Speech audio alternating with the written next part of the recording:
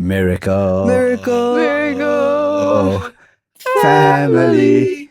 Okay, There we that go. was kind of passable. My gosh. All right, so last episode on the Miracle Family podcast, we talked about how did Ines decide what she wanted to do in Poly, which is a media arts design course, and also how Daddy ended up doing design. And we talked a little bit about how we influenced Ines kind of without knowing, or not like super intentionally, and how you as a parent have a lot of influence actually over what your children decide to do in the future and pursuing their interests and their gifts. We have other children who are younger than Ines, so we're still trying to figure their gifts and their strengths and their talents out. And we're somewhat relieved that things have sort of worked out for Ines. You can share, subscribe, and review our podcast as well. We would love to see you as well on our social media, on Instagram, TikTok, and YouTube. In the meantime, we are going to be just chatting a little bit more about what do gifts lead to at the end of the day. I mean, is it the same as like a job and your purpose or your calling, and how that kind of all pans out? And for Ines, I'm not sure if she has discovered her purpose in life. In fact, most of us don't really until a later age. I'm not sure if, Daddy, you feel like you have discovered your purpose in life. Well, I was reminded of a quote, right? There's a quote by Mark Twain, apparently, whose real name was Samuel Clemens, where he writes, "The two greatest days in anybody's life is the day they were born and the day they find out why." I think I have an inkling. Of what it might be. Yes. So would you be able to describe that inkling? Describe the inkling. Well, I think there is part of what I do as a designer. There is an aesthetic part, right, of the work, right? You are making beautiful things, right? You don't beautify ugly stuff. You don't put lipstick on a pig. But you have the ability to create or fashion things in a way that is aesthetically pleasing, right? And beauty is pleasing, right? It does elicit an emotional response. I think there's another part about the work that I do that is kind of visualizing futures, right? So, people ask, I have a new coffee brand I want to launch, right? And this is the name of it. This is what I see in my head. Can you bring that to life? And I think also even now in the work that I do, there is a bit of, visualizing what the future experience of some place might be, right? In a way that connects emotionally to people. And I think that the connecting emotionally, right, what you make to what people interact with is important in my line of work anyway, right? So I think that there was a very famous designer called Stefan Segmeister, who had this slogan for a while. It's like design that makes you smile. Yeah. So if you don't smile at it, you don't it doesn't have an emotional response. Doesn't have an emotional response, then it's failed. Yeah. Yeah. So you would say that your purpose in the world of design anyway is actually to, number one, create beautiful things that people can enjoy, but number two, also to help people who don't actually know what the future is supposed to look like, even though they have an idea, but they haven't any clue how to execute it. But you actually can help them to create that future. Is that right? So I've summed it up in other ways as build and beautify. Wow, that's neat. It's very neat. Right now, I'm just kind of focused trying to create nice things, nice looking things. Is that what you used to do? I'm trying to make my own posters. So, I've recently started making Lord of the Rings inspired postcards, which has been quite fun. It's like a passion project for when I want to procrastinate on my actual work. So yes, it's fun and I'm just trying to find my style. But I haven't actually reached the deeper meaning of stuff yet, I think. But isn't that the way with most things, right? Maybe you have a gift, right? In art or music or numbers or writing, right? And then you realize that it comes easy for you, right? And so then you delve more into it, right? And then it becomes something that maybe you study or you work towards some sort of professional qualification in, right? Because you have a specific interest that is piqued by the fact that you have a gift in it, meaning that it's easy for you. So it might be difficult for your friends, but for you, it's like, oh yeah, this comes naturally, right? So that hence a gift, right? And so therefore you have an interest in it, and then you kind of pursue some sort of qualification in it. And then maybe after that, you start to do it as a career, right? You start to perform like a related activity that's, based around this original sort of gift, right? So that could be, again, writing, music, numbers. Well, right? not so straightforward for where I am at, I think, because I never had like one thing that I'm like super concentrated and good at. Seems like I was like, okay, quite good as a student. Then some more I took art, then did photography, then some more like musician. So it felt like I've always had a lot of very disparate things in my life. And I still remember, working with Mark at the design consulting firm and feeling like I wasn't meant to be there because I was just a salesperson. I was just like the biz dev person. I was just the person to like sell them the contracts and try and get the clients to sign. You're good at painting visions. Then get money. Yeah, so I think that my most recent move, which is into real estate, I mean, apart from content creation, which is a whole other thing altogether, it's kind of almost like this weird thing where you kind of have to use everything that you have because no one in real estate has a straight path to real estate. Nobody wakes up as a kid thinking I'm going to make a lot of money by selling houses. Like nobody really thinks that way. You have to kind of be exposed to Maybe the profession. 1 in a million lah. Like I read the story recently of this boy who he decided not to pursue a university degree or something like that so that he could basically work as a bus transit coordinator because he loves buses and he's fascinated by buses. No, I mean, tons of like the startup world, including like, Zuckerberg, are like college dropouts because they've got a gift for business or like a unique vision or idea. So I think college is not the end all to everything. I mean, we did degrees, right? So it's not as if we dropped out. Yeah. But I think for real estate, it's very interesting because I have to use all of the things that I have ever done, which include anything from marketing, social media, even like working with corporates on contracts, even just being a mom and being able to relate, that comes into play as well.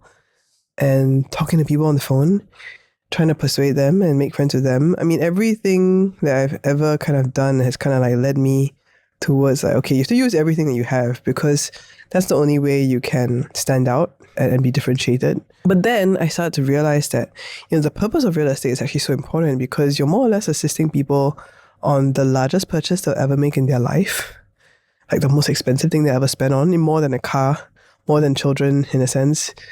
And it's like you have to help them to, similar to you, like kind of see the future. Like they have to be able to visualize themselves in a space, in a specific location. Whether you're selling or buying, right? You have to either help the buyer to envision this is where you could stay if you're selling the house, or if you're helping, the seller to move on, like you're helping them to basically unlock the potential for them to move on to another season in life. And I find that actually very humbling because that is huge. I mean, it's very personal as well because so many people have like, they tie their dreams to like, where they stay, the kind of house they live in.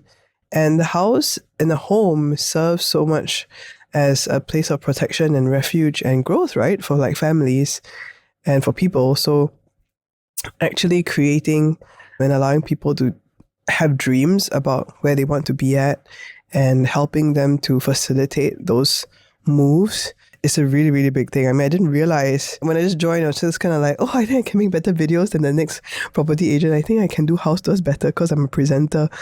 And that was so naive, right? Not realizing actually the true purpose and calling of facilitating and, brokering all these deals is really to allow every single person who's selling or buying a house to unlock something into their future. Oh, that's super interesting and very deep. So often we don't have the time and space to be introspective, right, about what we're doing. We're just going, okay, it's a means to an end. I do this job, whether I really enjoy or not. Maybe the aspects of it I enjoy, the other parts which I do not enjoy.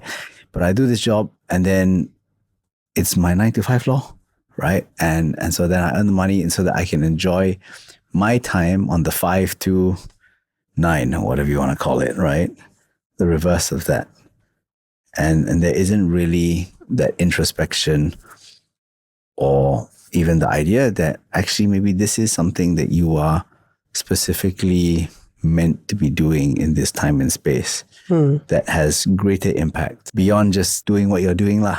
Yeah, paper pushing or just executing. Pixel pushing if you're a Yeah, designer. yours is pixel pushing. Yeah. I moved the pixel. But I feel like even children have purposes, even if they don't have jobs. And I mean, maybe this is giving us like one level deeper, right? Because apart from what we do, like to so-called earn a living, which I mean, everybody kind of has to do at some point, I do believe that like we have a purpose as well as parents, right? And as siblings. And Ines, being the oldest sibling, even though she feels like, okay, I'm the oldest, so am I going to be that parent? I think that she has a very unique purpose and place in our family, right, Ines? I can neither confirm What does that nor face deny. mean? Daddy, what do you think is Inez's a special purpose in our family? Natural. Ooh. What do you mean? Explain, Daddy. I think Ines is very sensitive to other people's sort of needs, right? And I think that if you really dug into that, like you could help to anticipate like how people are feeling and how to encourage them and how to be there for them, right? Because you are technically the oldest, so you're the 姐姐. They all look up to you, right? Or they will look up to you in some way, right? You might feel like nobody's looking up to me now, but you are going ahead of them, right? You will have advice and life experience that they will not have, right? And it'll be different from mummy's and daddy's experience because we're ancient. You will be more contemporary and current, right? So they might eventually actually want to hear advice from you rather than us, right? Because you are technically on the same level as they are, right? You're just slightly ahead. It's true. Yeah. That's the purpose of an older sibling coming from two older siblings. She does not look thrilled. Well, we'll leave it as that. I'm not saying that it's gonna all fall into place immediately, right? I think that's also the other thing, right, that you mentioned, which is that these revelations or these understandings or introspectives of what you do and how that ties into like a higher thing and what you're actually really doing for people beyond, like what you're tangibly doing, they don't come immediately. They need time. They need practice. They need, special revelation. Yeah. And Sometimes. it's for you to kind of, really realize, wow, I never used to think of branding, which is one of the things I do, as, okay, yeah, you have your own pride in it because you see your own work outside, right? You're like, oh, that's so cool. Look, we're going to dine in the restaurant that we went to, that I designed. Like you talked about dreams, right? It's also somebody else's dream to own that restaurant. It's also somebody else's dream to be the owner or the chef or the creative person behind this brand, right? And you've journeyed with them in some way to help them bring that to life, right? Unlock, to use your word, the potential of their vision in its physical form. So going back to family, how can we help Ines to unlock this special revelation of who she's meant to be in the family? Oh, much harder said than done. Well, we can start here. We're encouraging you. Yeah, I still remember Leon 2 or 3 years ago. They were talking about like different gifts that different people have in church. And then I was like, oh, so what's your gift, Leon? He was like, encouragement. I was like, what is Tete's gift? And he said, leadership. Wow. Yeah, he said that Ines, you have leadership gift. Wow. Yeah. Bro, so at his age, I didn't even know leadership was a word. How old was Leon I then? told you, maybe like 2-3 years ago, COVID period. 5?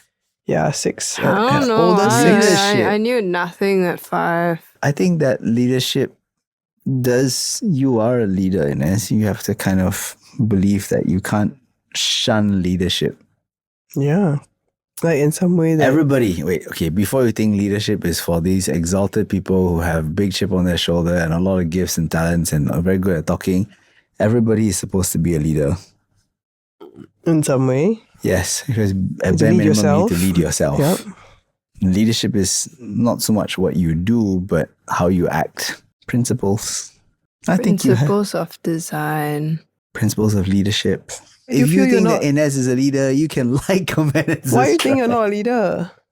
No, it's not that. I don't think it. I really want to do You don't really want to be a leader? it. No. You want to be a follower. Well, okay, something we still have to develop inside of her, obviously. This leadership potential. I think because you are thinking of people with very specific styles of leadership. I feel like that everybody has their own style of leadership, and it's something to uncover and find, right? Like the way that you lead might be different from a prime minister, for instance, or like a teacher or a principal, or, you know, someone that you think has incredible leadership sort of like gifts, right? The way that you lead will be different. Let's put it this way. Instead of using the word leadership, which is very loaded, think about it as you have influence. And influence is leadership. All right, mic drop. Bye. Okay, well, with that, I think Daddy has discovered his purpose tonight. Anyway. And we have been talking about discovering our purpose, and not just in jobs, but also, you know, even as Ines is the older sister, her purpose and her role in the family as a leader. And yeah, I think it is true that so much of leadership is about influence. And yes, perhaps we'll talk more about influence and influencing in our next episode. In the meantime, I'm sarahxmiracle with Ines and Mark. We hope you'll share, subscribe, and like this episode. See you next time. Miracle. Miracle. Miracle. Family. What's that? What's that? Wow. What was the key I had the last time?